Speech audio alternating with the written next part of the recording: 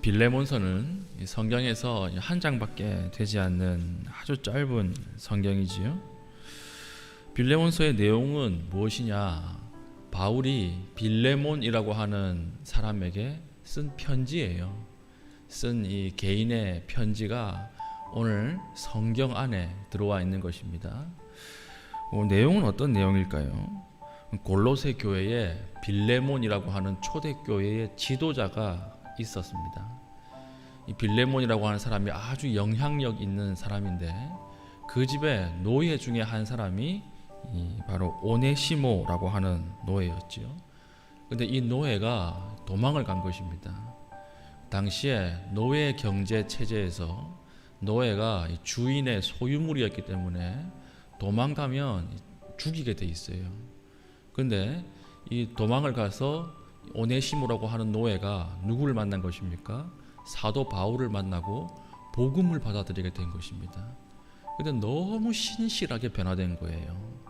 복음을 받아들이고 이 사람이 신실하게 변해서 사도 바울이 빌레몬이라고 하는 사람에게 편지를 써서 내가 좀 중재를 해야겠다 이렇게 판단을 한 것이죠. 그래서 초대교회 지도자였던 빌레몬에게 사도 바울이 오네시모라고 하는 종을 돌려보내니까 죽이지 말라. 이 사람이 복음 안에서 변화되었고 너무 신실하게 변화되어서 이제 이 사람이 나를 위해서 일하려고 하는 사람이다. 이렇게 이야기하고 있는 것입니다. 이 편지를 쓸 때 사도 바울은 투옥 중이었습니다. 감옥 안에 갇혀 있었기 때문에 활동에 제약이 있었죠. 근데 오네시모라고 하는 이 노예가 그동안에 너무 사도 바울을 잘 섬기고 복음 안에서 사도 바울이 하여야 할 일들을 도와주었기 때문에 어떻게 이야기하는 거죠? 심지어 내가 갇힌 자 중에 낳은 아들이다 이렇게 이야기하죠. 오늘 10절 보십시오. 갇힌 중에서 낳은 아들 오네시모를 위하여 내게 간구하노라. 그러니까 갇힌 자 중에 낳은 아들이 오네시모니까 만약에 빌레몬이 오네시모를 죽이면 어떻게 되는 거예요? 사도 바울이 아들을 죽이는 거예요.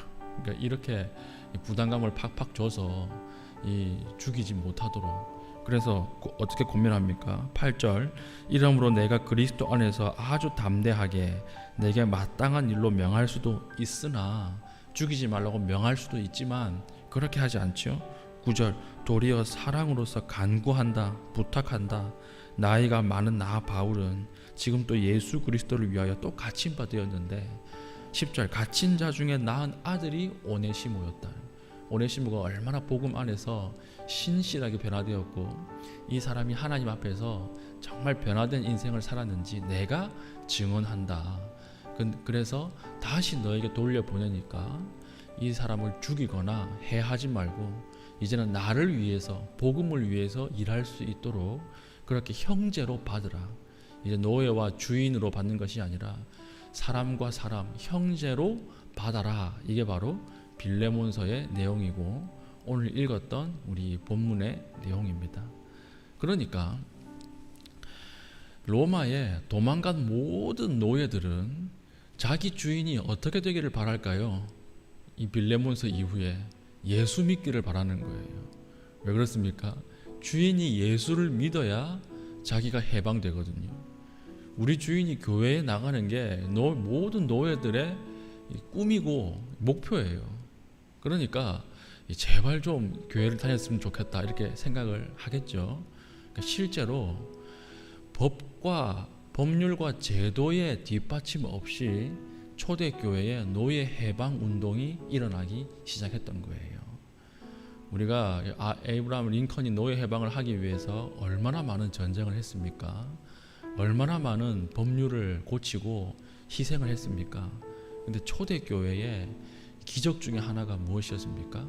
법률과 시스템의 뒷받침 없이 자체적으로 부분적으로 노예가 해방되는 이런 일들이 일어나고 있었다라고 하는 것을 우리가 이 기록을 통해서 알 수가 있는 것이죠. 그러면 사도 바울이 개인과 개인에게 보냈던 편지가 오늘 어떻게 이 성경 안에 들어와 있을까요? 이 편지가 성경에 되었을까요? 사도 바울이 썼던 모든 편지가 다 성경이 되진 않았거든요. 수많은 편지를 쓰지 않았겠습니까? 근데 어떤 것은 성경이 되고 어떤 것은 성경이 못 되었는데, 오늘 빌레몬에게 썼던 편지는 성경으로, 하나님의 말씀으로 영감되었다라고 우리가 인정을 하고 성경으로 받아들이죠. 이거 왜 그러냐면, 복음 안에서 신분의 변화라고 하는 전체 하나님의 말씀이 편지 안에 함축되어 있기 때문에 그렇습니다. 오네시모라고 하는 노예가 복음을 받아들임으로써 무엇이 변했습니까? 형제라고 하는 신분의 변화가 일어났다라고 하는 것이 아주 함축적으로 기록되어 있고, 그리고 예수님이 너희는 이와 같이 기도하라 한 다음에 기도하는 방식을 알려주셨죠. 그 방식이 무엇입니까? 우리가 우리에게 죄 지은 자를 사하여 준 것 같이 우리의 죄도 사하여 주옵시고, 이렇게 기도하라 말씀하셨는데, 이 죄라고 하는 단어가 원문에 뭐라고 되어 있냐면 빚 탕감이에요. 우리가 빚을 탕감 받은 것처럼 다른 사람의 빚도 탕감해 주어라, 이렇게 예수님 명령하셨습니다. 이건 뭘 염두에 두고 말씀하신 것이냐? 구약의 희년을 염두에 두고 말씀하신 거예요. 50년이 딱 지나면, 대안식년 49년이 지나고 50년째가 딱 되면 그때 희년이라고 해서 새로운 해가 선포되죠. 그럼 50년 동안 모아두었던 땅, 취득했던 땅, 그다음 노예들 다 돌려보내야 돼요. 땅도 그 땅 주인에게, 원주인에게 다시 돌려보내야 돼요. 근데 이 희년이라고 하는 제도는 누구만 지킬 수 있을까요? 하나님이 나의 죄를 탕감해 주셨다라고 하는 사람만, 이걸 믿는 사람만 지킬 수 있는 거예요. 못 믿는 사람은 아까워서 못 줍니다. 그 당시에 경제 체제가 노예 경제 기반 체제인데, 토지 경제 체제인데 어떻게 땅을 주고 노예를 돌려보냅니까? 아무런 이 대가 없이 어떻게 모은 재산인데 돌려보내겠어요? 누구만 보낼 수 있죠? 하나님의 은혜 가운데 내 죄가, 나의 죄의 빚이 탕감받았다라고 하는 믿는 사람만 이걸 행할 수 있는 거예요. 그래서 예수님도 너희는 기도할 때 반드시 이렇게 기도하라. 너희가 은혜로 빚을 탕감받은 것처럼 다른 사람의 빚, 다른 사람의 죄도 탕감해 줄 수 있도록 기도하라고 하는 이 예수님의 이 빚 탕감이라고 하는 신학이 빌레몬서 안에 아주 함축적으로 기록되어 있기 때문에 우리가 받아들일 때, 이것은 성령의 영감으로 쓰인 하나님의 말씀이다, 이렇게 받아들일 수 있는 것입니다. 우리가 이기심과 죄를 넘어갈 수 있는 것은요, 성령의 임재밖에 없어요. 이 임재가 아니고서는 인간의 이기심과 죄를 넘어갈 수 있는 방식이 없다라고 하는 것입니다. 오늘 이 순간에, 오늘 우리가 사는 오늘 하루 동안에 이제는 우리가 노예 경제가 아니지 않습니까? 또 우리가 빚 탕감 공동체 그게 아니지 않습니까? 그럼 우리가 오늘 적용되는 방식은 무엇일까요? 오늘 빌레몬서에 이 빚 탕감, 그리고 노예를 용서하라, 해방시켜라, 이것은 우리가 어떻게 적용해야 될까요? 이것은 용서예요. 용서로 드러나야 되는 것입니다. 오늘 내가 하나님의 인도를 받는가 받지 않는가라고 하는 것은 무엇을 보면 알 수 있을까요? 내가 다른 사람을 용서하는가 용서하지 못하는가를 보면 알 수 있는 거예요. 우리 공동체가 성령 충만한 공동체인가를 알아볼 수 있는 리트머스 시험지 딱 하나밖에 없다, 이렇게 말씀하죠. 무엇입니까? 용서하는가라고 하는 거예요. 용서하면 내 삶이 성령의 지도 가운데 있는 것이고, 용서하지 못하면 내 삶이 아직 성령의 지도 가운데 없는 것이다, 이렇게 말하고 있는 것입니다. 용서하는 공동체, 용서하는 개인. 근데 용서에는 여러 가지가 있어요. 다른 사람이 용서를 구할 때 내가 용서하면 인간적 용서예요. 그렇죠? 근데 다른 사람이 용서를 구하는데 죽인다, 그건 악마고, 그건 악마적인 것이고, 하나님이 원하는 용서의 단계는 어디까지일까요? 용서를 구하지 않음에도 용서하는 거예요. 이게 이제 신적 용서예요. 여기까지 나아가길 원하는데 이건 인간적인 이 인간이 가지고 있는 내면에서는 일어나기가 불가능합니다. 이건 성령의 임재하심을 통해서만 일어나요. 세상은 용서할 때 피해자와 가해자를 나누지요.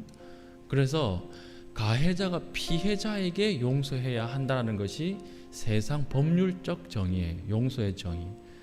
성경은 그렇게 얘기 안 해요. 누가 용서해야 되느냐?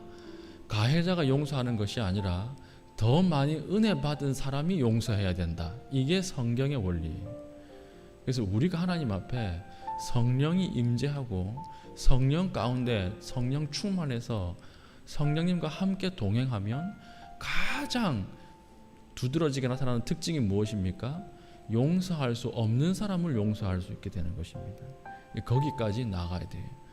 근데 우리 인간성 안에는 그게 없고 오직 하나님의 은혜로만 가능한 거예요. 오늘 우리에게 용서할 수 없는 사람이 있습니까?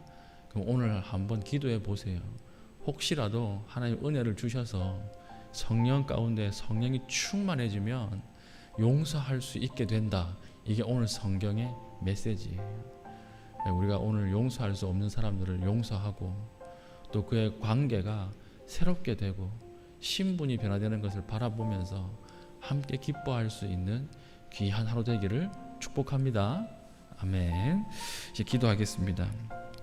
기도할 때 우리에게 죄 지은 자들을 하나님의 시각으로 바라볼 수 있는 하나님 시각을 허락하여 주시고 주님께서 먼저 베푸신 사랑 때문에 우리도 사랑하며 용서할 수 있도록 하나님 귀한 삶을 살아가게 하여 주시옵소서라고 기도하신 이후에 개인적인 기도의 제목들을 가지고 자유롭게 기도하시고 돌아가시겠습니다.